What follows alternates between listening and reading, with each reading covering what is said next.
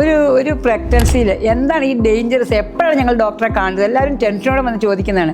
അതെ, നമ്മൾ pregnant lady ആയിരിക്കുമ്പോൾ ബ്ലീഡിങ് ഉണ്ടാകുക, APH എന്ന് പറയും, അല്ലെങ്കിൽ പ്രസവ സമയത്ത് ചെറുതായിട്ട് ഷോ ഉണ്ടാകുക, കുഞ്ഞിനെ ചുറ്റിയുള്ള വെള്ളം പൊട്ടിപ്പോവുക, ലീക്കിങ്, അതുപോലെ വിട്ട് ഇടപെട്ട് വേദന വരിക, ഒരു വേദന മാറി കുറച്ച് നേരത്തിനില്ല അടുത്ത വേദന വരിക, അതുപോലെ തന്നെ ശരീരം മുഴുവൻ നീര് വരിക, പെട്ടെന്ന് വെയിറ്റ് കൂടുക. ഇപ്പം നമ്മളാണെങ്കിൽ സിവിയർ ഹെഡേക്ക് വരിക, ഡിമിനിഷൻ ഓഫ് വിഷൻ വരിക, ശ്വാസം മുട്ടുക, അതുപോലെ ഹൈ ടെമ്പറേച്ചർ വരിക, അതിലും ഇമ്പോർട്ടൻ്റ് ആണ് കുഞ്ഞിൻ്റെ അനക്കം കുറയുക. ഇനി റൂൾ ഓഫ് 10 ആയിരുന്നു, 10 കാര്യങ്ങളാണ് ഇതിൻ്റെ അകത്ത് പെട്ടിരിക്കുന്നത്.